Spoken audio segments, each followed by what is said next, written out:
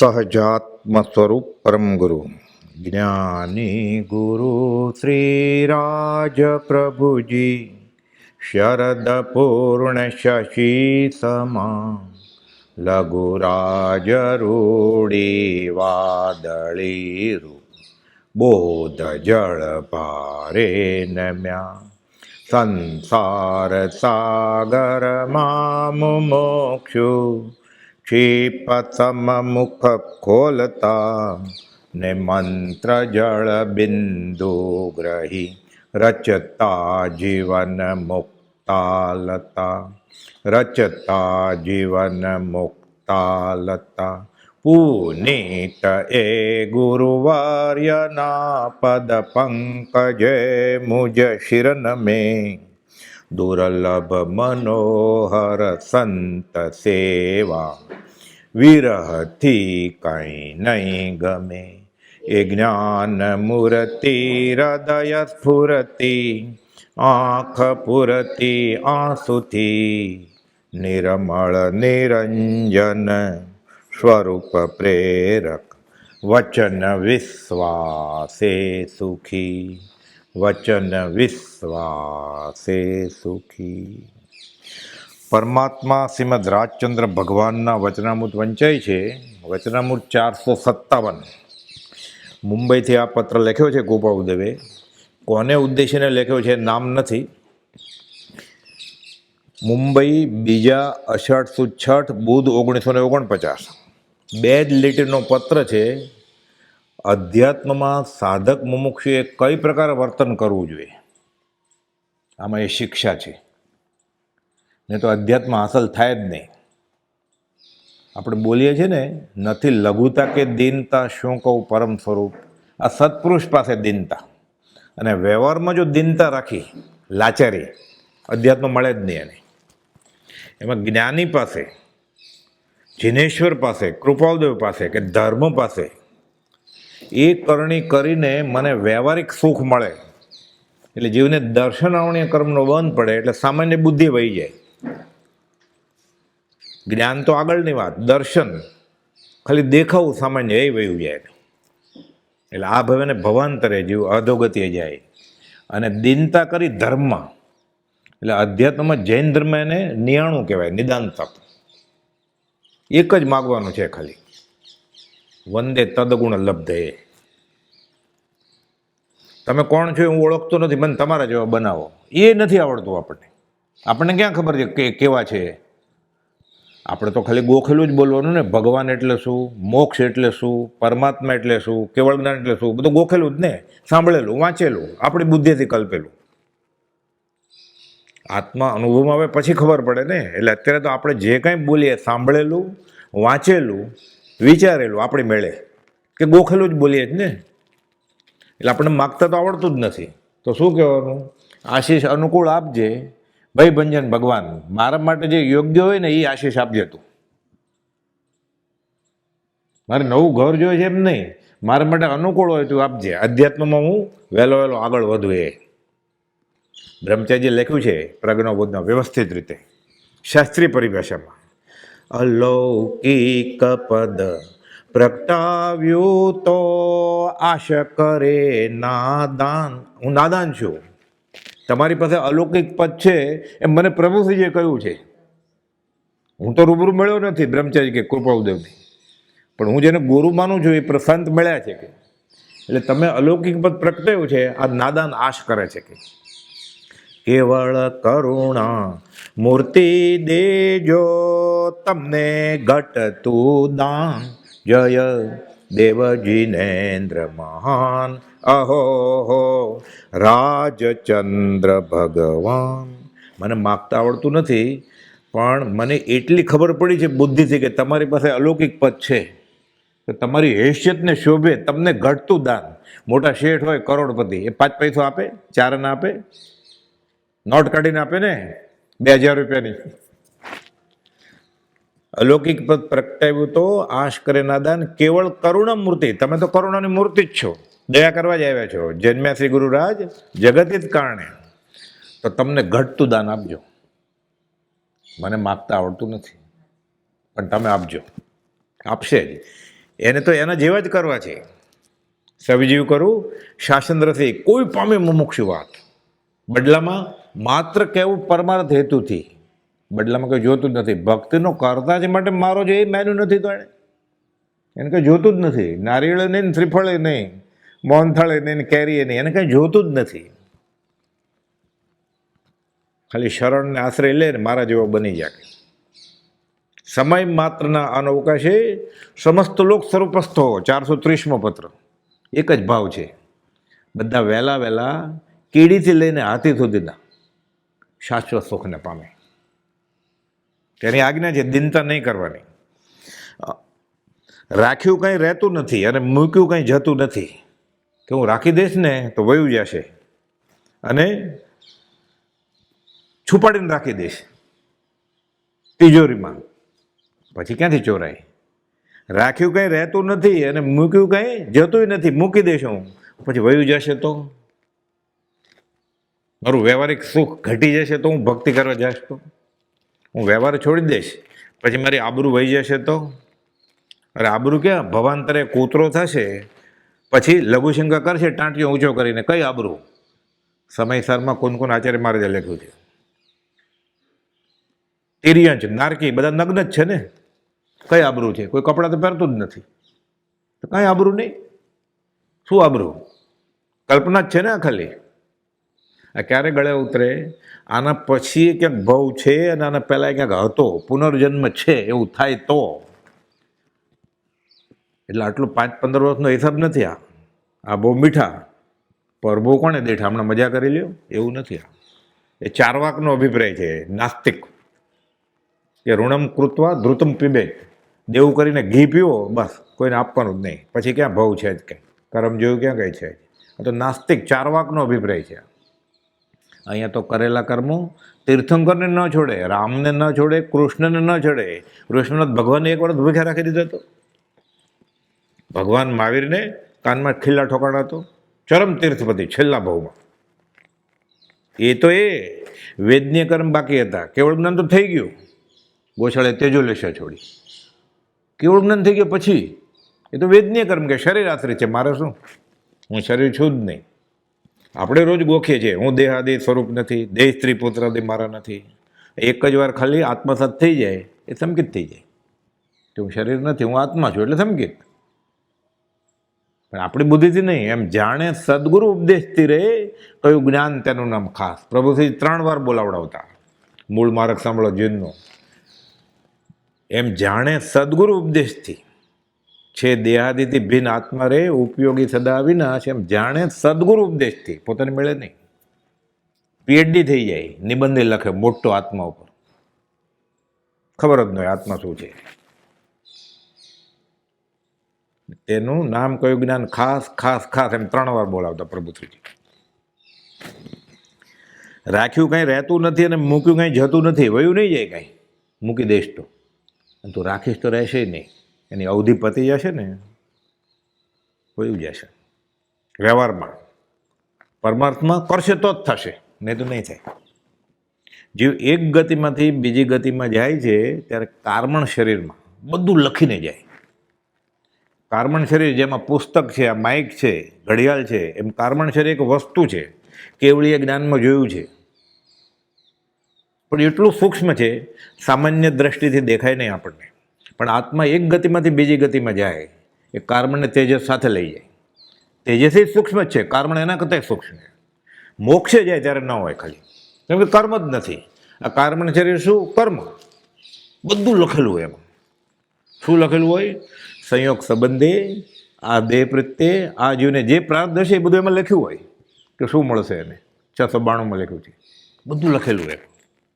રામનું રામના ખાતામાં, કૃષ્ણનું કૃષ્ણ ખાતામાં, ઋષભનાથ ભગવાનનું ઋષભનાથ ખાતામાં, તમારું તમારા ને મારું મારા ખાતામાં. ગુરુના ભોગવે ગુરુ, ચેલાના ભોગવે ચેલો. કુપાલદેવ સૌભાગબેન કહે છે અમે તમારા કર્મ લઈ શકીએ ને તો લઈ લઈએ, પણ એવી કોઈ વ્યવસ્થા નથી. કર્મો કરેલા આપણે ભૂતકાળમાં જન્મો લઈ તે કર્મનું ફળ પોતે જ ભોગવવું પડે. આ સમજાઈ જાય ને તો લાચારી વહી જાય અધ્યાત્મમાં, ખુમારી આવી જાય એટલે સમભાવે કર્મ ભોગવે, છૂટી જાય, થાય ભોગથી દૂર. નિર્જરાનો રસ્તો છે, એટલે આખો મોક્ષ માર્ગ છે આ 2 લીટીમાં. આત્મસાત થવું જોઈએ. આલોચનાદી પદ સંગ્રહ છે ને મોટી, એમાં અમિત ગતિ મહારાજની સામાયિકનો પાઠ છે. એમાં લખેલું છે આ બ્રહ્મચારીજીએ આ બધું મંજૂર કરેલું છે. હવે તો લોકોને વજન લાગે એટલે નાની થઈ ગઈ છે આલોચનાદી પદ. પહેલાં બધા પદ હતા એમાં. બ્રહ્મચારીજીએ ઘણા લખ્યા છે, ઘણું બધું પસંદ કરેલું છે એમાં. એમાં કડી છે, આત્મસાત થાય ને કામ થઈ જાય. કર્મો કરેલા આપણે ભૂતકાળમાં જન્મો લઈ, તે કર્મનું ફળ ભોગવ્યા વિણ માર્ગ એકે છે નહીં. પરનું કરેલું કર્મ જો પરિણામ મુજને કરે, તો મુજ કરેલા કર્મનો અર્થ કાંઈ નહીં સરે. તો મેં કર્મ કરે છે એનું શું? એટલે ગોપાલભાઈએ કહ્યું કે મંત્ર તંત્ર ઔષધ નહીં, જેથી પાપ પલાય, વિતરાગ વાણી વિના અવરનો કોઈ ઉપાય. વચનામૃત 15 બીજી કડી સિદ્ધાંત આપ્યો. દેવીની તુષ્માંતને શું કરશો? ગોપાલભાઈ 20મે વર્ષે લખ્યું. હજી મંદિર ફરતો હોય જીવ પરણવા માટે, સંતાન માટે, પરદેશ ગમન માટે. 20મે વર્ષે ગોપાલભાઈ લખે છે દેવીની તુષ્માંતને શું કરીશું? જો વ્યવહાર જ થવાનો છે. દેવ પણ એક યોની છે, દેવી એક યોની છે ફરતી આપણી જેમ. દેવ ગુજરી જાય, દેવી પણ ગુજરી જાય, પછી કર્મ પ્રમાણે પાછી જાય બીજે. એ નવમાં ગ્રીવેકમાં પછી ગધેડો થાય પાછા, સમકિત ન હોય તો. દેવ કાંઈ શાશ્વત થતું નથી. અવ્યભા સ્થિતિ ખાલી સિદ્ધ ભગવાનની છે. એટલે ગોપાલદેવે કહ્યું દેવીની તુષ્માંતન શું કરશો? પ્રસન્ન કોને કરવાના? તુષ્મંતા સત્પુરુષની ઈચ્છો. તો એ તો રાજી એને કાંઈ છે જ નહીં, એવું એને દ્વેષી નથી. એટલે જ્ઞાની ક્યારેક કોઈને આશીર્વાદે ન આપે ને શ્રાપે ન આપે. તો એની તુષ્મંત એને પ્રસન્ન કરીને શું કામ છે? કોઈ સિદ્ધાંત મૂક્યો છે પવિત્ર પુરુષની કૃપા દ્રષ્ટિ, સમ્યક દર્શન છે. એને ગમે એવું આપણે કરીએ ને એટલે રાજી થયા ને. એને રાજીપા જેવું કાંઈ છે જ નહીં. પણ એણે જે કહ્યું કે આમ કરો તો સુખી થાવ, આમ કરો તો દુઃખી થાવ, આપણે આમ કરીને સુખી થાય એને માટે તે અવતરેલા કે બધાને મારા જેવા બનાવી દઉં. એટલે એ રીતે પવિત્ર પુરુષની કૃપા દ્રષ્ટિએ સમ્યક દર્શન છે. એટલે વર્તે સદગુરુ લક્ષ સમકિત તેને ભાખ્યું કારણ ગણી પ્રત્યક્ષ. સદગુરુના આશય પ્રમાણે જે વર્તન કરે એટલે સત્પુરુષ રાજી જ થયા એમ ગણાય ને. એટલે સમકિત થાય, મોક્ષ થાય. એટલે સિદ્ધાંત મૂક્યો કે જે સત્પુરુષના આશય વર્તે સદગુરુ લક્ષ સમકિત તેને ભાખ્યું કારણ ગણી. પણ આપણે ગાતા હોય ને અલગ અલગ રાગમાં, એટલે ત્યાં ઉપયોગ ન રહે. આત્મસિદ્ધિ સિદ્ધાંત છે બધું. સમકિત ને મોક્ષનો માર્ગ છે એક એક લીટીમાં. કોઈ પણ એક કડી આત્મસાત થાય, પહેલી જ કડી સમજાયું તે પદ નમો શ્રી સદગુરુ ભગવાન. સદગુરુમાં પરમેશ્વર બુદ્ધિ આવે, આ પરમ ધર્મ છે. સત્પુરુષમાં પરમેશ્વર બુદ્ધિ, આ પરમ ધર્મ છે. હજી જો આકાશમાં ગોતે છે ભગવાનને, ગોપાલભાઈને મૂકીને પથ્થરમાં ગોતે છે, કાગળિયામાં ગોતે છે, મૂર્તિમાં ગોતે છે. ઉપર જાય, નીચે જાય, આત્મા સિવાય બધે જાય છે. 14 રાતલોકમાં કબીર કે આત્મામાં જ નથી જતો, બાકી બધે જાય. એટલે કહે છે રાખ્યું કંઈ રહેતું નથી ને મૂક્યું કંઈ જતું નથી, એવો પરમાર્થ વિચારી. આ પરમ અર્થ છે, પરમાર્થ. આ જ ધર્મ છે. આ વાત કંઈ ગોપાલદેવે કરી કે વિતરાગ ભગવાને કરી એમ નથી. નરસિંહ મહેતાએ આ જ કહ્યું છે જેના ભાગ્યમાં જે સમયે જે લખ્યું તેને તે સમયે તે જ પહોંચે. ભલે જગત કરતાને માનતા હોય તો મને મારા કર્મનું ફળ સીધું મળે, શુભ કે અશુભ, કે જગત કરતા આપે, મારો શું વાંધો છે? ભલે ને બેઠા ઉપર જગત કરતા હોય તો મારે શું છે? વિતરાગ દર્શન જગત કરતાને એ રીતે માનતું નથી. કરતા ઈશ્વર કોઈ નહીં, ઈશ્વર શુદ્ધ સ્વભાવ. અને એવું શુભ અશુભ આપવા જશે આપણને, અથવા પ્રેરક તે ગણે તો દોષમાં આવશે. એ દોષમાં આવે કે ન આવે, ભલે રહ્યા કે ન રહ્યા, આપણે શું ફરક પડે છે? મને મારા કર્મનું જ ફળ મળવાનું હોય તો ઉપર જગત કરતા ભલે ને હોય કે ના હોય, મને શું વાંધો છે? અત્યારે એમાં લમણાજીકમાં પડવાનું નહીં, બિન પ્રયોજન ભૂતમાં. ગોપાલદેવ કે ગાંધીજીને ના પાડી ગોપાલદેવ 530માં તો ગાંધીજી કે બ્રહ્મા વિષ્ણુમાં જ હશે. ગોપાલદેવ કહે છે કે બ્રહ્મા વિષ્ણુમાં જ રૂપકથી સમજાયું છે કે ઉત્પાદ વયને ધ્રુવ, ઉપરનેવા ધુવેવા વિગનનેવા. પણ કદાચ છે અત્યારે એ તાગ લેવાની કોશિશ નહીં કરો કે તમે મૂળ રસ્તેથી ફંટાઈ જશો તમે. એવું હોય તો આપણને ક્યાં નડે છે? મને મારા કર્મનું જ સારું ને ખરાબ ફળ મળવાનું હોય તો મને ક્યાં નડે? હોય તોય, ન હોય તોય. આગળ વધો કે તમે આગળ જતા એને બધું સમજાઈ જશે, હોય કે નહીં, કોઈને પૂછવું નહીં પડે. પછી આત્મા અનુભવાઈ જશે, પછી બધું ખબર પડશે કે હું જ મારો ભગવાન છું, હું જ મારો ગુરુ છું અને હું જ મારો દુશ્મન છું. બધું ખબર પડી જશે. રાખ્યું કંઈ રહેતું નથી અને મૂક્યું કંઈ જતું નથી એવો પરમાર્થ વિચારી કોઈ પ્રત્યે દિનતા ભજવી. લાચારી વ્યવહારમાં આપો નહીં, જ્ઞાની પાસે નહીં, પરમાર્થ તમારી પાસે જે પરમાર્થ છે એ આપો. નથી લઘુતા કે દિનતા. આ સત્પુરુષ પાસે આત્મા મેળવવાની વાત માટે દિનતા, વ્યવહાર નહીં માગવાનો ભિખારી થઈને. જેની પ્રાપ્તિ પછી અનંતકાળનું યાચકપણું મટી સદાને માટે અયાચકપણું પ્રાપ્ત થાય એવો તરણ તારણ છે. એને ભજો તો એ તો મળે આપણને. એને ભજે છે પણ માગે છે પછી પાછો, મારો રોગ મટાડી દો ને, મને ગોઠણ બહુ દુખે છે. તો ગોઠણ દુખે તો હાડકાના ડૉક્ટર આગળ જાય. મને આ ઝાંખપ આવી ગઈ છે, મોતિયો આવ્યો છે, તો આંખના ડૉક્ટર આગળ જતો, અહીંયા નહીં. આ ભવરોગના ડૉક્ટર છે. એક જ સ્પેશિયાલિસ્ટનો જમાનો છે ને, આ સુપર સ્પેશિયાલિસ્ટ છે. એક જ કેસ હાથમાં લે ભવરોગનો અને મફત ટ્રીટમેન્ટ આપે. અતિ નિર્જરતા વણદામ ગ્રહો. બીજા કેસ હાથમાં લેતા નથી. બીજું માગે છે અને આશાતના કરે છે. 368માં કોપોલદેવે સૌભાગભાઈને લખ્યું છે, જ્ઞાની પાસે વ્યવહાર માગ્યો, દર્શન આવણીય કર્મનો બંધ પડશે. સંકિત થાય જ નહીં, એને મિથ્યા તો ગાઢ થાય. પ્રભુજી સાદી ભાષામાં કહેતા, બધું કરજો, એટલું મેળવણ નાખજો, છૂટવા માટે કરું છું, બંધાવવા માટે નહીં. આત્મા સિવાય કાંઈ પણ વસ્તુ માગશે, વ્યવહારિક સુખ કે દુઃખ રખડશે જ ને. એ શુભ અશુભનો તો સંસાર છે. આ એ શુભાશુભ છેદતા ઉપજે મોક્ષ સ્વભાવ. એટલે કહે છે એવો પરમાર્થ વિચારી કોઈ પ્રત્યે દિનતા ભજવી. હાથ લંબાવવાનો નહીં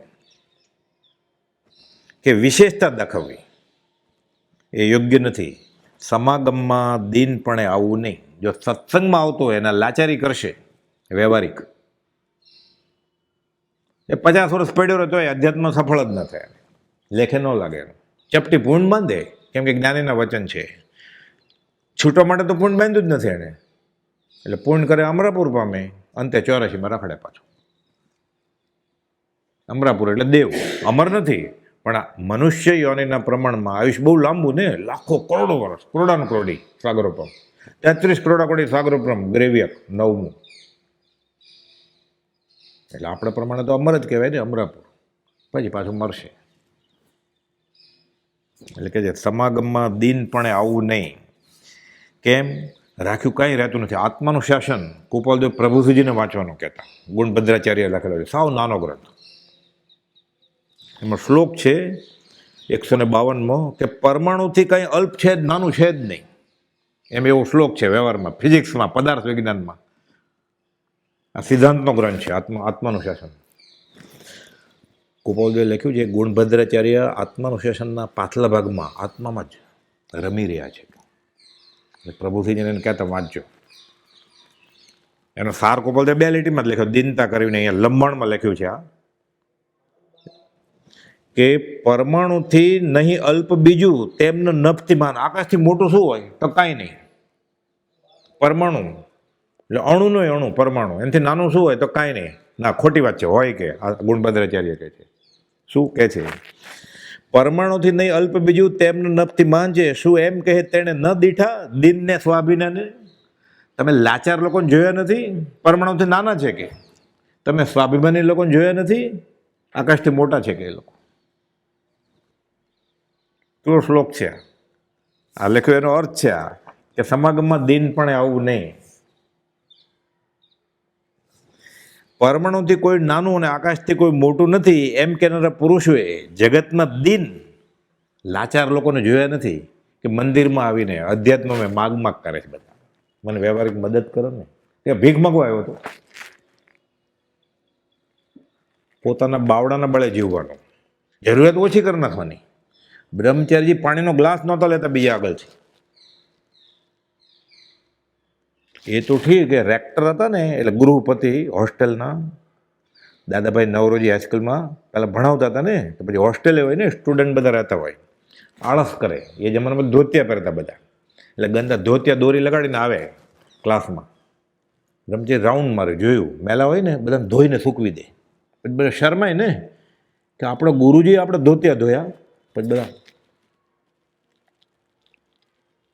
લાચાર નહીં કે ખુમારીથી જીવો. એણે તો લખ્યું છે બ્રહ્મચારી કે વ્યવહારમાં જેના ઠેકાણા ન હોય એ પરમાત્મા શું કરે?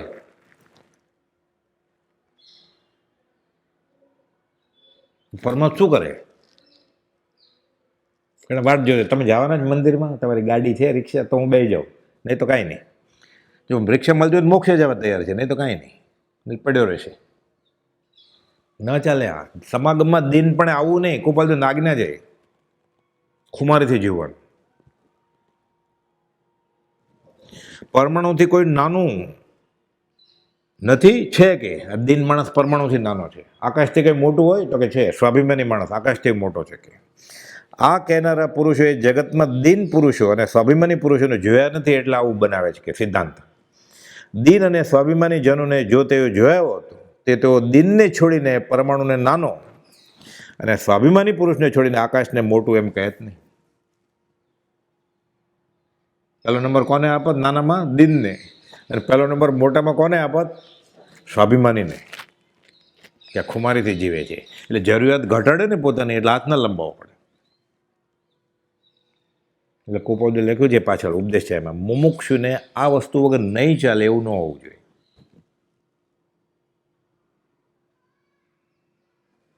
અને ત્યાગ, કુપોદે લખ્યું સત્પુરુષ કરતાં મુમુક્ષુનો ત્યાગ વધી જવો જોઈએ. એ તો નિશાણી ચડી ગયા છે. મુમુક્ષુનો ત્યાગ સત્પુરુષ કરતાં વધી જવો જોઈએ, અને હજી અભ્યાસ કરવાનો છે. કારણ કે દિન અને યાચકજન પરમાણુથી પણ હલકો છે, તથા સ્વાભિમાની મનુષ્ય આકાશથી પણ મહાન છે. સ્વગૌરવને હીન કરનાર એવી યાતના કરનાર મનુષ્ય એ જ સર્વથી દિન છે.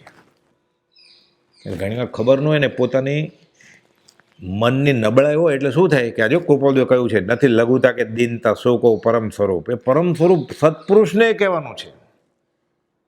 ત્યાં દૈન્યતા 254માં લખ્યું એમ, મુમુક્ષતામાં યોગ્યતાને અંતરાય શું છે? દૈન્યતાનો અભાવ. એટલે સત્પુરુષ પાસે કે હું કાંઈ જાણતો જ નથી. આ ભક્તિના 20 દોહરા છે ને, દિનતાના દોહરા છે. નિસાધન, મારી પાસે કાંઈ છે જ નહીં. સત્પુરુષ પાસે એમ કે છે, ના અમે ધર્મ કરીએ છીએ, અમે જાણીએ છીએ. આનંદાનુબંધી કર્મ છે 522માં લખ્યું કુપોદે. અમે આટલા વખતથી કરીએ છીએ ને, અમે જાણીએ છીએ. હું જાણું છું એ મારું અભિમાન સત્પુરુષ પાસે કરે, આનંદાનુબંધી કર્મ છે.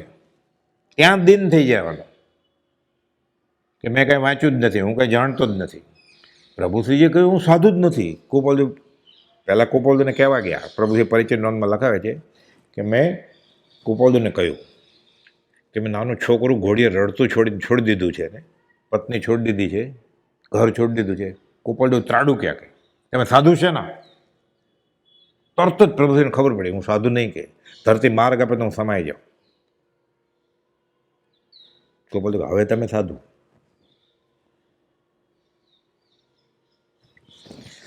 સ્વગૌરવને હીન કરનાર એવી યાતના કરનાર મનુષ્ય એ જ સર્વથી દિન છે. યાચકવાળી વૃત્તિવાળો સાધક પુરુષ અધ્યાત્મમાં સર્વથી શ્રેષ્ઠ ગણાયો છે. 156મો શ્લોક છે અષ્ટમાનુશાસનનો. નવનિધિ ન ભરાય ખાડો આશાનો ઊંડો છે. નવનિધિથી ન ભરાય ખાડો આશનો ઊંડો ગણો, તે સ્વાભિમાને તો ભરાય, માન ધન તે ધન ગણો. સ્વાભિમાન, હું આત્મા છું, 3 લોકનો નાથ હું છું. આશારૂપી ખાણ છે તે ઊંડી છે, નિધિઓ દ્વારા પુરાઈ શકે એમ નથી, સોનાના પર્વતના ટુકડાથી પણ ભરાય એમ નથી. પણ સ્વાભિમાન રૂપ ધનથી તે તરત જ ભરાઈ જાય.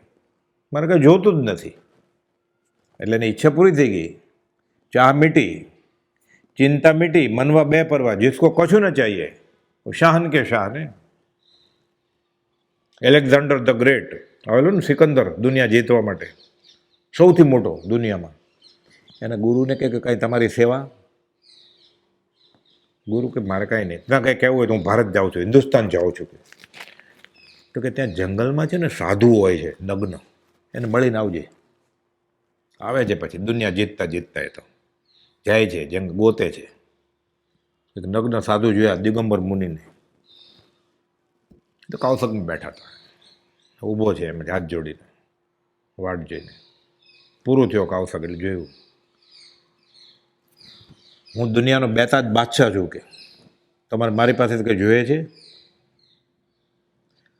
સાધુ બેઠા હતા ને કૌશકમાં, આઘોરે કે સૂર્યનો પ્રકાશ આવે છે મને, મારી પાસે બેસવા માટે ધરતી છે, આકાશ બ્રહ્માંડ જેટલી મારી આગળ જગ્યા છે, અને સૂર્યનો પ્રકાશને હવા આવે છે. તારે ઓછું પડતું હતું એટલે માગવા માટે યાચક વૃત્તિ ત્યાંથી અહીંયા આવ્યો લડતો લડતો.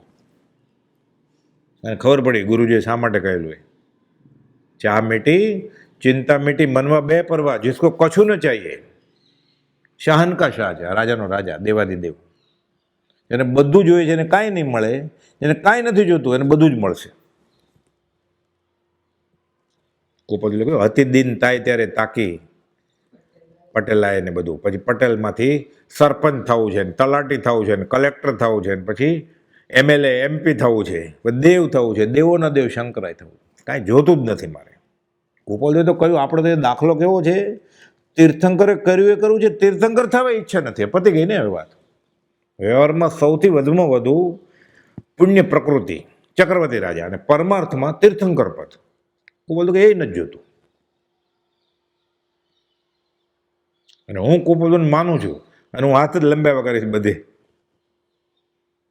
એટલે સમાગમમાં દિનપણે આવવું નહીં. એમ માન તો જીવને અધ્યાત્મમાં આગળ વધવા ન દે, એમ કહેવાય ને, માન હોય ત્યાં સુધી મોક્ષ ન થાય. માન અધિક શત્રુ મહા, એટલે આમાં જ દલીલ કરી છે ગુણભદ્રાચાર્ય. તો અહીંયા તમે એમ કહો છો કે સ્વાભિમાની સિવાય કોઈ મોટો ને, માન તો મોક્ષ ન થવા દે. માન હોય તો જગતમાં માન ન હોત તો મોક્ષ અહીં જ હોત ને. એટલે સમજાવે છે, માન તો જીવને અધ્યાત્મમાં આગળ જ વધવાનું, મહાપાપ કહ્યું છે. તો પછી દિનતા કે યાચક પણ એ જીવને ધર્મનું સાધન કેમ ન ગણી શકાય? જેટલો વધારે લાચાર ને વધારે દિન તો જલ્દી ધર્મ થવો જોઈએ ને. ખુલાસો કરે છે, એમ પ્રશ્ન ઉઠે, પણ આ અયથાર્થ પ્રશ્ન છે. જવાબ આપે છે પછી પોતે જ. મોક્ષમાં પ્રકાશકમાં છે ને પહેલાં સવાલ આવ્યા હોય બધા, પછી પોતે જ જવાબ આપે. અહીંયા એવું છે આત્માનો પ્રશ્ન, કે પ્રશ્નો આપણને તરત જ બેસી જાય ને આ પ્રશ્ન, કે માન ન હોય એટલે આપણે એકદમ લાચાર થઈ જાય, જલ્દી મોક્ષ થમકિત થાય ને, મોક્ષ મળે ને. અહીંયા કે આ વ્યવહારમાં લાચારીની વાત નથી, તે છે આ યથાર્થ નથી. અહીં તો લોભ કશે એટલું બળવાન છે યાચક વૃત્તિવાળાને, દિન માણસને. લોક કશાય એટલો બળવાન છે, તેથી યાચક વૃત્તિવાળા મનુષ્યો માન વગેરે બાજુ મૂકી દે છે, જૂઠો વિવેક બતાવે છે, માથું નમાવ્યા કરે, હાથ જોડ્યા કરે, આપો ને. એને લોભ એટલો બધો છે એટલે ભિખારી થઈ ગયો છે. એને કશાય ગયા નથી, પણ લોભ કશાય એવડો તીવ્ર છે કે માન કશાયને સૌ નાનો કરી નાખ્યો, એટલે માથું નમાવવા માંડ્યો. ગળે ઉતરે આપણને, આપણે આનંદકાળથી માગ કરવાની ટેવ છે તો. એટલે માન વગેરે બાજુ મૂકી દે છે, જૂઠો વિવેક બતાવે છે. મૂળમાં કશાયનો અભાવ નથી, લાચારી છે, જીવની માગણ વૃત્તિને રાકાપણું છે, એટલે આવું કરાવે છે.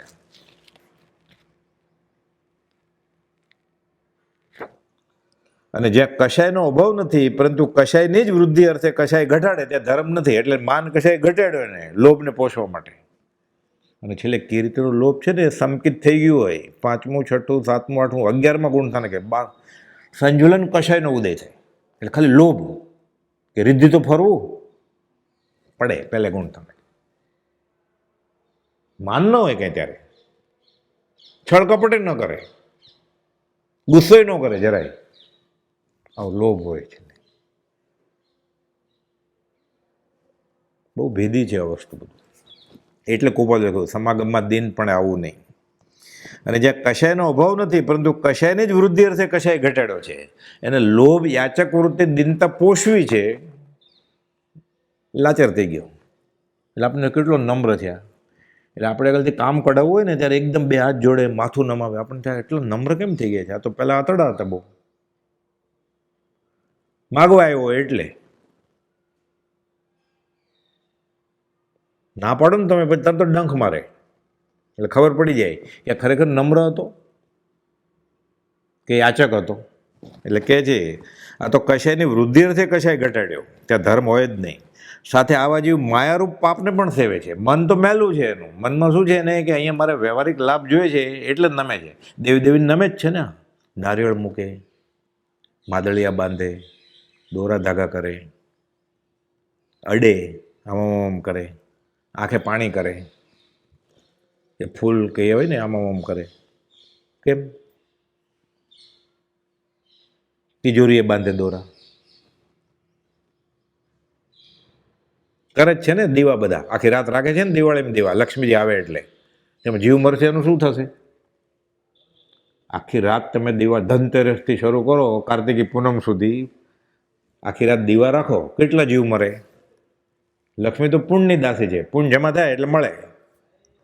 આ દીવા પેટાવે, જીવ મરી ગયા, હવે પાપ થાય, લક્ષ્મીજી આવે ક્યારે? સિદ્ધાંતથી ન આવે. કરે જ છે ને લોકો. મંદિરને આશ્રમને તીર્થળમાં કરે છે તો બધા કરે, કરવાનું. પાછું ગાય પુષ્પાકડી જ્યાં દુભાઈ જીનવરની ત્યાં નહીં આજ્ઞાય, માણો માણો ન કરનાર. તો તમે તો હણો છો પતંગિયાને. ઓલા દીવામાં આવે ને, દિવાળીના દિવસોમાં ખૂન કરો તમે. આડા દિવસોમાં પાપ છે, દિવાળીના દિવસોમાં પાવું મોટું પાપ કરીએ તો. ધર્મ કશું ઓર રહું સાધન છે, વર્તે સદગુરુ લક્ષ તો કામ થાય. પછી પાછું ગાય ભાખ્યું ભાષણમાં ભગવાન ધર્મને બીજો દયા સમાન. આ ગાતો તો દયા ક્યાં ગઈ તારી? ઉપયોગ વગર કરે છે બધું. પણ બધા કરે છે તો. ગોપાલજો તો લખ્યું છે જગત આખું પર ભાવ અને પર વૃત્તિમાં વયું જાય છે, એની પાછળ તારે જવું છે. પછી એણે કોકને મોટા માને હોય, એણે એમ કહ્યું છે તો ગોપાલજોનું માનવું છે, ભગવાન ઋષભનાથનું માનવું છે કે તે મોટા માને છે એનું માનવું તારે. છેલ્લે ક્યાંક ને ક્યાંક તો ફસાય જ જાય. જ્ઞાનીના વચનમાંથી લક્ષ્મણ રેખા ઓળંગીને કોઈને માનવા જશે જ ફસાશે. હમણાં નહીં તો પછી. માન તો જીવને અધ્યાત્મમાં આગળ ન વધવા દે, પણ અહીં માન નથી. અહીંયા લોભનો કશાય પોષવો છે એટલે માનમાં દીનપણું બતાવે છે. અને સાથે માયા છે, આ છળ કપટ છે ને, આત્મા માટે નથી કરતો, આ વ્યવહાર માટે કરે છે. એટલે મૂળ હેતુ અહીં આત્માર્થ નથી, પણ બુદ્ધિનું વિપર્યાસપણું છે, અને આ બમણો ગુનેગાર ઠરે છે. એટલે સમાગમમાં દિનપણે આવવું નહીં. આ બેસી જાય ને એટલે જીવને હજી વ્યવહારમાં જ ઠેકાણો નથી આપણા. અગુરુ લઘુને પરિહાર વિશુદ્ધિ ચારિત્રની ક્યાં વાત છે ગુંઠાણાની? સ્વાભિમાની પુરુષમાં સર્વ કશાય ઘટવા છતાં તે દિનતા ન કરે, તેથી સામાન્ય જન સમુદાયમાં અભિમાન તરીકે ઓળખાય કે આ તો તતડા છે, અભિમાની છે. તેની ક્રિયાઓ ભ્રમથી કશાય કે અભિમાની જેવી ભાષે, ત્યાં મૂળમાં ધર્મ છે. એનો હેતુ અભિમાન કરવાનો નથી, એનો હેતુ પોતાના કર્મને સંભાવથી સહન કરવાનો છે. આ બાજુ ધર્મેન્દ્ર છે, આ બાજુ પદ્માવતી છે, આ બાજુ કમઠ આવ્યા છે. ભગવાન પાર્થનાથ ખુશ જ થઈ જતા ધર્મેન્દ્ર પદ્માવતીને જોઈને. કેમ? ભક્તિનો કરતા જ માટે મારો છે માયનું જ નથી. તો એને દ્વેષે નથી કમઠ ઉપર. અહીંયા રાજી નથી કે આવો આવો બેસો પધારો. પાછળ શું આવો છો? ગોપાલદેવ ઈડર કહે છે પ્રભુશ્રીજીને. અરે નડિયાદથી પગપાળા વિહાર. ગોપાલદેવ તો ટ્રેનમાં જાય, મેલ ટ્રેનમાં, ઉઘાડે પગે વિહાર કરીને. પહેલું આ પૂછું, પાછળ કેમ આવો છો? આ વિતરા રાકાપણું ન ચાલે. ભ્રમથી કશાય કે અભિમાની જેવા પાસે, ત્યાં મૂળમાં ધર્મ જ છે. હેતુ અહીંયા અભિમાનનો નથી. જે પુરુષ આત્મગૌરવના રક્ષણ અર્થે યાતના નહીં કરે, અદીન વૃત્તિને અનુસરે, તે અભિમાની નહીં પણ સ્વાભિમાની છે. હું આત્મા છું આ અભિમાન નથી. અને વ્યવહારનું બધું છે, મારું ઘર મોટું, મારું કુટુંબ મોટું, મારી આગળ ઘણી પ્રોપર્ટી છે, એનું અભિમાન છે. હું આ 3 લોકોનો નાથ છું. તું છો મોક્ષ સ્વરૂપ, અનંત દર્શન જ્ઞાન, તું અવ્યબત સ્વરૂપ, એનું અભિમાન જ નથી. એટલે પોતાને ભૂલી ગયો છે અને બાકી બધી વસ્તુનું અભિમાન કરે છે. અધ્યાત્મમાં સાધક માટે આ મોટો ગુણ છે. દિનતા કે લાચારી કરે તો લોભ પરિણામ આત્મામાં જન્મ્યું અને એ દુઃખદાયી છે. ચંડાલ ચોકડી છે, ક્રોધમાન માયા લોભ, કોઈ પણ એક પણ કશાય હોય, આત્મગતિ અવગુણ છે. જે પુરુષના સર્વ કશાય મન થયા હોય એ પુરુષ કોઈને નમે નહીં, વિતરાગને જ નમે. જે પુરુષના સર્વ કશાય મન થયા હોય એ પુરુષ કોઈને નમે નહીં, કારણ કે તેને નમવાનું કંઈ પ્રયોજન જ નથી, એને કંઈ જોતું જ નથી. તો કે મારા કર્મ જે હશે એ પ્રમાણે હું જીવીશ, ભોગવીશ. મારે આત્મર સાધવો છે, એના માટે હું સત્પુરુષને નમીશ. વ્યવહાર તો લખીને આવ્યો છે, આ ગળે ઉતરે કે પોતાને ભોગવવાના જ છે, તો લાચારી વહી જાય. જ્યાં લોભ નથી ત્યાં જગતની તુચ્છ અને ક્ષણિક વસ્તુઓ માટે તો બીજાને નમે જ શા માટે? આવા પુરુષો બીજાને અભિમાની ભ્રમથી ભલે ભાસે પણ અભિમાની નથી. દિનતા કરવા છતાં પણ કોઈ કંઈ આપી દેવાનું નથી પાછું.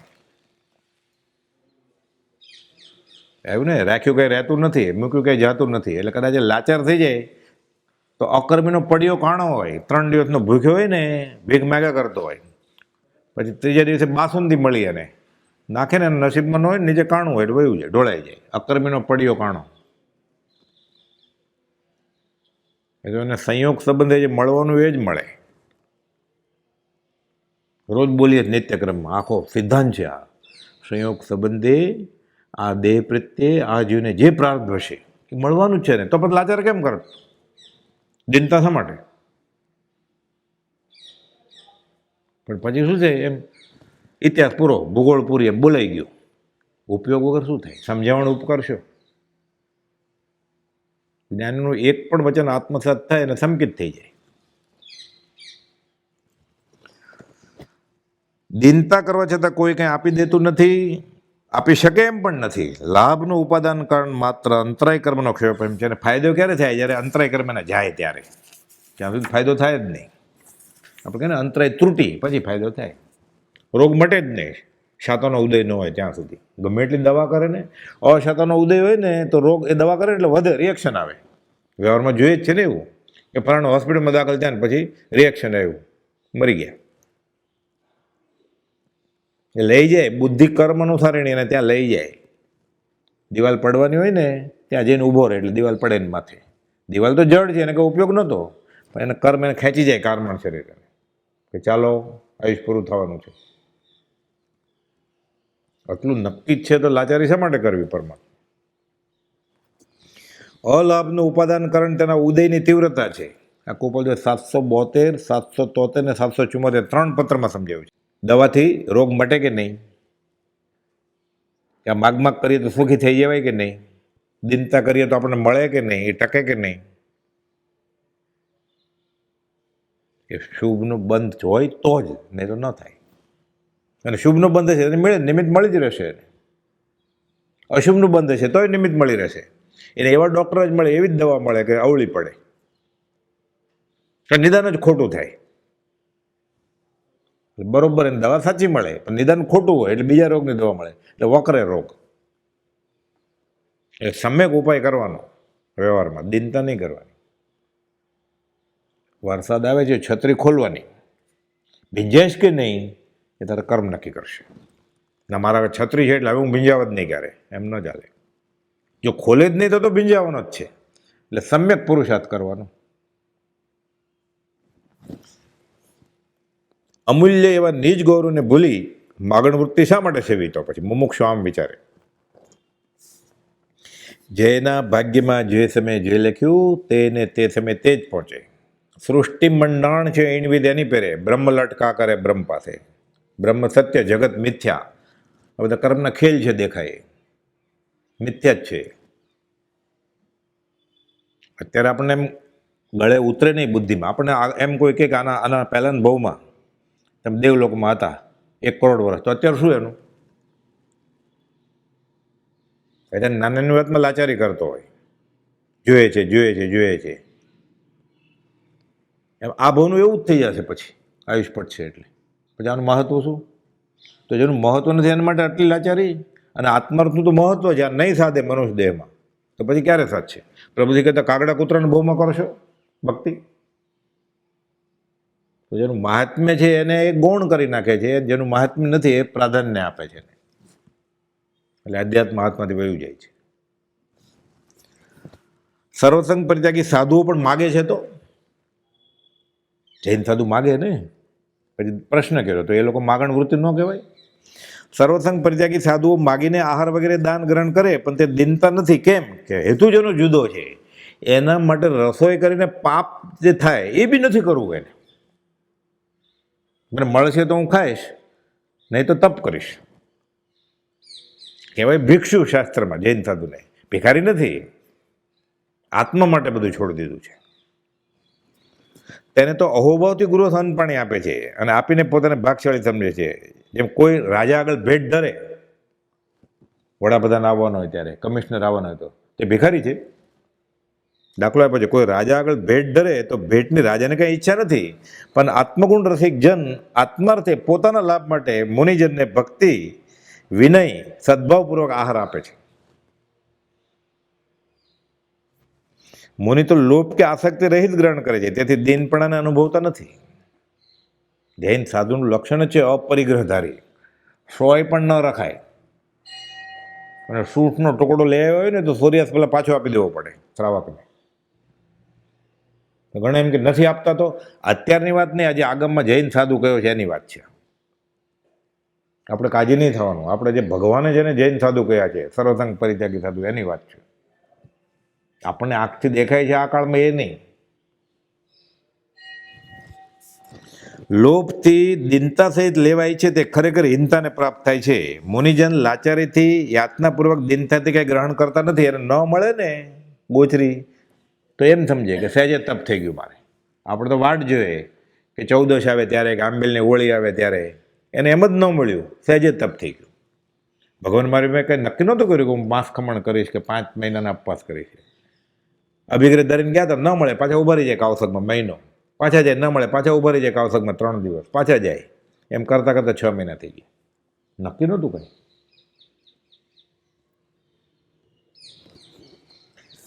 ત્રાજવાના બંને પલ્લાનો વિચાર બોધ આપે છે કે જેમને ગ્રહણ કરવાની ઈચ્છા છે તેઓ ક્રમે કરી અધોગતિને પામે છે. લે જે 2 ત્રાજુ આમ રાખે, લેવા બેઠો એમ મૂકે ને એટલે નીચું જાય ને, એ હલકો છે. એટલે વ્યવહારિક દાખલો આપ્યો, આત્માનો શાસનનો દાખલો છે કે ત્રાજવાના બંને પલ્લાનો વિચાર બોધ આપે છે કે જેમને ગ્રહણ કરવાની ઈચ્છા છે તે ક્રમે કરીને ધીરે ધીરે નીચે જતા જશે, અને જેને ગ્રહણ કરવાની ઈચ્છા નથી તેઓ ઉર્ધ્વગતિને પામે છે. ત્રાજવાના બંને પલ્લા તો સમાન છે, પણ જે પલ્લું અન્યને ગ્રહણ કરે એ સ્વયં નીચું જાય છે. કુપોલ 832માં લખ્યું છે, કિંચિત માત્ર ગ્રહવું એ સુખનો નાશ. પકડ્યું કે મેર્યો, પકડ્યું કે મેર્યો. એને એમ કે મોક્ષ મેળવવાની વસ્તુ છે. એ છોડતો જાય ને બધું, એક પછી એક પછી એક પછી છોડતો જાય. પહેલાં પૂતગલ બધું, પછી વિભાવ પણ બધા, એટલે છેલ્લે જે વધે અબાધ્ય અનુભવ જે રહે એ છે મોક્ષ સ્વરૂપ. એટલે મોક્ષ મેળવવાની વસ્તુ નથી, બધું છોડી દેવાની વસ્તુ છે. છેલ્લે વધે ક્યારે મુકાય જ નહીં, એમને મોક્ષ. અને મોક્ષ લેવાની વસ્તુ હશે. એ ભ્રાંતિ, બુદ્ધિ, વિપર્યાસપણું જે છે બુદ્ધિનું, એ મૂકી દે એટલે સંકિત થાય, અને બધું છોડી દે એટલે મોક્ષ થઈ જાય. મોક્ષ લેવાની વસ્તુ નથી, મોક્ષ મૂકવાની વસ્તુ છે. આને પણ અનંતકાળથી ટેવ પડી ગઈ છે લેવાની. એટલે શું થાય? એટલે માગ્યા કરે છે બધે, મંદિરમાં જઈને માગ્યા કરે છે. કોઈ પાલતાણા ચડીને સમસ્યા ચડીને એમ કહ્યો છે કે ભાઈ ભગવાન મને સત્સંગ સમાગમ કે સંકિત આપજો, બીજું બધું માગે. સમસ્યા ગયો હોય, પાલતાણા ગયો હોય, માનતા જ પૂરી કરવા ગયો હોય તો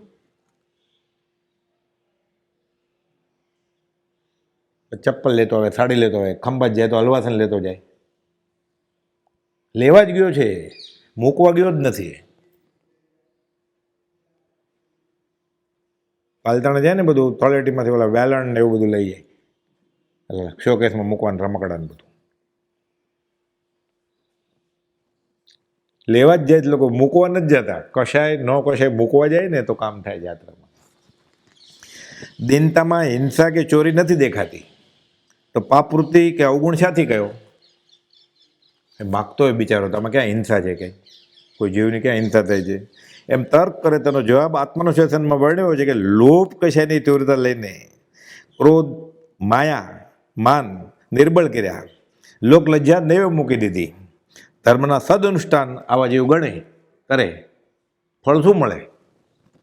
એટલે માગણ વૃત્તિ છે ને, અને વિષ અનુષ્ઠાન કહ્યું છે, એટલે ઝેર રૂપે પરિણ્યું છે. અશોકજી મહારાજે લખ્યું છે.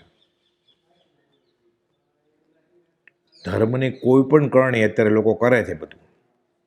આ પૂજાએ ભણાવે કે રોગ નથી મળતો વેદનીય કર્મની પૂજા, પાસપોર્ટ ગ્રીન કાર્ડ નથી મળતો લગ્ન અંતરાય કર્મની પૂજા. પૂજા ભણાવવાની જ છે, આ વસ્તુ માટે નહીં. અક્ષય સ્થિતિ માટે વેદની પૂજા, અંતરાય ધર્માંતરાય કર્મના નાશ માટે પૂજા છે. રોગ ન મળતો હોય નથી કરતા, પૂજા ભણાવે વેદનીય કર્મની. આશા જ ના થાય તીર્થંકરની. કોઈ કહેતું નથી ને કહેતો કોઈ સાંભળતું નથી. એવું પડી ગઈ, બધા કરે, કરવા અમારા તરફથી છે જમવાનું. એ પ્રભાવ નથી, વિરાટ ન થાય છે વિતરાગની.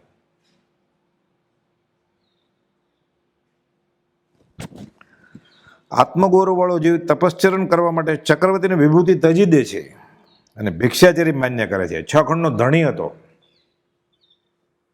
ચક્રવર્તીને હરાવ્યા બાહુબલી કૌશુકમાં ઉભા રહી ગયા. આ ગૌરવ છે આત્માનું, માગવું એ નહીં. એટલે સમાગમમાં દિનતા સાથે આવેલ જીવ માગણ વૃત્તિથી લાચારીથી વિશેની અભિલાષાથી પ્રાપ્ત તપને છોડીને દૂષિત કરે છે. થોડું ઘણું પૂર્ણ કમાણું હોય ને મુમુક્ષતા મંદિરમાં પગ મૂકીને, એ બધું વયું જાય. પછી ભક્તિ કેમ ફળતી નથી આટલા વર્ષોથી? કે દેખાતું નથી ને ખાસ. કેમ? આ બધી વૃત્તિ દિનતા છે, એટલે ફળ નથી મળતું. કેટલા વર્ષોથી હોય છે તીર્થસ્થળમાં, મંદિરમાં, આશ્રમમાં, તો દેખાતું કેમ નથી? બ્રહ્મચારીજી કે ક્યાંથી દેખાય? મૂળ હેતુ જ ભૂલી ગયા છે. તો સમજાવવાનો ઉપકાર શું? સમજે જીન સ્વરૂપ. પૂજ્ય બ્રહ્મચારીજીએ સમજણ વગરની સખાવત અંગે તાકીદ કરી છે કે મુમુક્ષુ એકબીજાને આર્થિક મદદ કરે, તેથી લેનાર જીવ પરનો ઢીલો બની જાય. ઓલાને માગણ વૃત્તિ હોય એટલે મદદ કરે ને, કોઈ પૈસાવાળો હોય કે સગવડવાળો હોય એને આપે, ઓલાને ઓર પ્રમાદમાં નાખે. એટલે કહે છે લેનારને પ્રમાદને અહિતનું કારણ થાય છે. આ સખાવત અહિતકારી છે બંનેને, લેનાર અને દેનારને. પૈસાનો ઢગલો હતો એટલે આપવા માંડ્યો, એટલે આપણે વ્યવહાર દાન લાગે ને કે કેટલા ઉદાર છે. ઓલો ઓર પ્રમાદમાં જાય. પત્ર સુધામ પત્ર છે, એટલે વગર વિચારે પૈસા વેરી નાખવા સુપાત્ર દાન નથી. નિષ્કાંક્ષિત ગુણ એ તો સમ્યકત્વનું લક્ષણ છે. ઈચ્છા જ ન હોય ને, દિનતા એ સંકિતને દૂષિત કરે છે. જેટલી ઈચ્છાની પૂર્તિ થાય તેટલી તૃષ્ણા વધતી જાય. માટે વિવેકીઓએ તૃષ્ણાને વધારનાર વિષય અને ભોગની આશા પ્રથમથી જ છોડી દેવી જોઈએ. ઓછી રીતે જીવવું એ જ સાધકનો જીવન મંત્ર છે. ગોપાલદેવ ઉપદેશમાં લખ્યું છે મુમુક્ષુને અમુક વસ્તુ વગર નહીં ચાલે, એમ ના ચાલે. એ જીવ क्या इच्छा तबे है, इच्छा दुख मूल. जब इच्छा का नाश तब मिटे अनादि भूल. अनादिकालની એક જ ભૂલ છે આ ઈચ્છા. એ પાછો સાધક થઈને પોષતો હોય તો સાધક પણ ક્યાં રહ્યું? એટલે આત્મજ્ઞાન સમદર્શિતા વિચરે ઉદય પ્રયોગ છે ને, ગાથા આત્મસિદ્ધિ 10 એનો અર્થ કર્યો છે કુપોલદેવ વચનામૃતમાં જ છે અર્થ, કે કોઈ ઈચ્છા ન હોય એને સમદર્શિતા કહેવાય. અને એ જ કડીનું આત્મજ્ઞાન સમદર્શિતા વિચરે ઉદય પ્રયોગ, અપૂર્વવાણી પરમ સ્વરૂપ સદગુરુ લક્ષણ યોગ, આ 10મી ગાથાનું ભાષાંતર કુપોલદેવ જ મૂક્યું છે. ત્યાં સ્વરૂપસ્થિત ઈચ્છા રહિત વિચરે પૂર્વ પ્રયોગ, બીજો ભાગ સરખો જ રાખ્યો, અપૂર્વવાણી પરમ સ્વરૂપ સદગુરુ લક્ષણ યોગ. એટલે અર્થ ન સમજાય ને તો આગળ પાછળ કુપોલદેવે જ કર્યા હોય. વચનામૃતમાં જ છે અર્થ પાછો 10મી ગાથાનો કુપોલદેવે કરેલો, કે સ્વરૂપ સ્થિત એટલે આત્મજ્ઞાની, સમદર્શિત એટલે ઈચ્છા રહિત હોય, અને ઈચ્છા હોય જ નહીં કાંઈ. જે મેળવ્યું હોય તે સદા ઓછું જ લાગવાના કારણે દિનતા પેદા થાય. આનું નામ પરિગ્રહ છે શાસ્ત્રમાં. અને પરિગ્રહ ગોપાલદેવ લખ્યું છે પાપનો પિતા છે. બધા શ્રાવકના વ્રતને દૂષિત કર્યા. પરિગ્રહ. અને જૈન ધર્મનો સિદ્ધાંત જ અપરિગ્રહ વૃત્તિ છે. પરમાત્મા સત્પુરુષ સમીપ દિનતા એટલે સત્પુરુષમાં જ પરમેશ્વર બુદ્ધિ, અને જ્ઞાનીઓએ પરમ ધર્મ કયો છે. એટલે ફરી ફરીને એક જ વાત છે, જ્ઞાની પ્રત્યે દીનતા કરવાની. પણ સૌભાગભાઈ 250 પત્ર લખ્યા, કુપોલદેવ વ્યવહારમાં મદદ કરી જ નહીં. છેલ્લે સૌભાગભાઈને બોલવું પડ્યું કે માગી ખાઈને ગુજરાન ચલાવશું, આત્માના અનંત સુખ આગળ આ બધું તૃણવત છે. પછી કુપોલદેવ એ વચન ટાંકીને કે તમારા આ વચન નમસ્કાર છો. ત્યારે કુપોલદેવ રાજી થયા. મચક આપી નહીં, લખતા જ્ઞાની અન્યથા કરે નહીં. કહેતા રાવજી બાપાને કુટુંબ માટે જે કરીએ તમારા માટે કરીએ અમે. રાવજી બાપાને મની ઓર્ડર મોકલાવે, તમને મની ઓર્ડર મોકલાવશું. સૌભાગભાઈને 7 દિવસ પછી ખાવાનું ધાન નહોતું ઘરમાં, કારણ કે રાવજી બાપાને કલ્યાણની ઈચ્છા નથી, તમારે કલ્યાણની ઈચ્છા છે. તો મુમુક્ષુ એટલે મોક્ષની જ ઈચ્છા હોય ને, એને દિનપણું ચાલે નહીં. ના મારે બીજું જોઈએ છે, તો એના માટે છે જ નહીં ધર્મસ્થળ, એના માટે આખો સંસાર છે બહાર, એના માટે અહીંયા આવવાનું જ નથી. આશાત ન થશે. પરમાર્થમાં સત્પુરુષ સમીપ દિનતા એટલે સત્પુરુષમાં જ પરમેશ્વર બુદ્ધિ અને જ્ઞાનીઓએ પરમ ધર્મ કહ્યો છે, અને એ બુદ્ધિ પરમ દૈન્યતા સૂચવે છે. એવું લઘુત્વ અને દિનત્વ મારામાં નથી. હે પ્રભુ, નથી લઘુતા કે દિનતા, શું કહો પરમ સ્વરૂપ. આ અર્થ છે 254 કોપાલે લખ્યું છે. આત્મજ્ઞાની સમીપે, પણ બીજે વ્યવહારમાં નહીં. સંસારમાં સુખ શું છે? કોપાલદેવ 419 કહે છે કે જેના પ્રતિબંધમાં જીવને રહેવું છે, અને તને એટલું બધું શું સુખ લાગી ગયું તો અહીંયા પડ્યા રહે ઉતારે માગી માગીને. ઉત્તરાધન સૂત્રમાં સમકીર્તિના ગુણોમાં પ્રત્યાખ્યાનની વાત આવે છે. એટલે ગણધર પૂછે ભગવાનને કે પ્રત્યાખ્યાનથી શું લાભ થાય? એટલે ભગવાન મહાવીર જવાબ આપે. એમાં સંભોગ પ્રત્યાખ્યાન છે. સંભોગ પ્રત્યાખ્યાન એટલે શું? સાધકે બીજા સાધકની મદદ લેવાની નહીં. એટલે પચકાણ લેવા પડે કે હું વ્યવહારિક મદદ કોઈની લઈશ નહીં. આ ઉત્તરાધન સૂત્રમાં લખેલું છે. કુપોલદેવ બધું વાંચ્યું જોઈએ ને, એનો સાર છે આ. સમાગમમાં દિન પણ આવું નહીં. સાધકે બીજા સાધકની મદદ લેવી નહીં. સાધક મુમુક્ષે ધર્મસ્થળ, તીર્થસ્થળ કે આશ્રમમાં અંગે સજાગ રહેવાનું. એકબીજાને વ્યવહારના કામ સોંપવાના નહીં. બ્રહ્મચર્ય ત્યાં સુધી નિયમ બનાવેલા કે પોતાનું કપડું ફાટી જાય અથવા બટન તૂટી જાય તો બ્રહ્મચર્ય વ્રતવાળી બહેનો એની પાસે સંધાવવાનું નહીં. આ તો હારે વયો જાય. ત્યાં સુધી કે એણે રસોઈ કરી હોય અને ખાવાની નહીં. શરૂઆતમાં બ્રહ્મચારી તો ગરબારી હતા ને, પ્રભુશ્રીના અંતેવાસી થયા ત્યારે પ્રભુશ્રીને ખબર પડી કે આ ગોરધનદાસ બ્રહ્મચારીનું આ ખાવાનું કોઈક બહેનો કરે છે. ના પડી. સાધક સમાધિ ખાતામાં કે આને જમવાનું રેકોર્ડ થયેલું છે, બધું નોંધાયેલું છે, કોઈના ઘરનું નહીં. મદદ લેવાની જ નહીં. સંબંધ વધ્યો, ધર્મ ગયો. આપણે ગળે ન ઉતરે, કેમ કે આપણે યાચક વૃત્તિ છે ને. એટલે એ બધું વાંચવામાં બધું ઓપ્શનમાં હોય, અને સિદ્ધાંતની વાતમાં મજા આવે આપણને. પણ ઉપદેશબોધ પરિણમે નહીં ત્યાં સુધી સિદ્ધાંત કેવી રીતે સમજાય? 506 કોપાલદેવ લંબાણપૂર્વક પ્રભુશ્રીને લખ્યું છે કે જ્યાં સુધી ઉપદેશબોધ પરિણમશે નહીં ત્યાં સુધી સિદ્ધાંતબોધ ન પરિણમે. એટલે કહે છે સાધક મુમુક્ષે બીજા સાધકની મદદ લેવાની નહીં. આ સંભોગ પ્રત્યાખ્યાન કહેવાય. નાના નાના કારણોમાં એકબીજાની વસ્તુઓની આપલે કરવી, એકબીજાનો આશ્રય કરવો, એકબીજાએ પોતાનું કામ કરાવવું કે કામ કઢાવી લેવું, વસ્તુઓ લેવી દેવી, આ વ્યવહાર વધારે અને વ્યવહારિક સંબંધ તોડવાનું છે. બધા દુઃખનું કારણ સંબંધ છે. એમ અનંત જ્ઞાનવંત તીર્થંકર કહે છે 659મો પત્ર, એ 2 લીટરનો પત્ર છે કે બધા દુઃખનું કારણ એક જ છે, સંબંધ. આ વ્યવહાર વધારે છે. આ તો ઘર શું ખોટું હતું? ત્યાં વ્યવહાર તો હતો જ ને. ઘરે કરતો તો અહીંયા કરવા માંડ્યો 2-4 મહિનામાં. હવે ફાવી ગયું છે, ઘણી ઓળખાણ છે અમારે. ઘર ન ફાવે એટલે અહીંયા આવવાનું હતું, તો અહીંયા ફાવવા માંડ્યું. હવે વ્યવહારમાં ધર્મ કેવી રીતે થાય? એકબીજા પાસેથી કામ કરાવવું, કામ કઢાવવું, વસ્તુ લેવી દેવી, આ વ્યવહાર વધારે અને વ્યવહારિક સંબંધ તોડવાનો જ્ઞાનીનો બોધ છે. સર્વ દુઃખનું કારણ સંબંધ છે. પાછો ગાય સર્વ સંબંધનું બંધન તીક્ષ્ણ છેદ. ક્યારે છેદવું? તારે ખાલી ગાય જ છે ને. કુપોલદેવ ક્યારે કહ્યું ગાજો?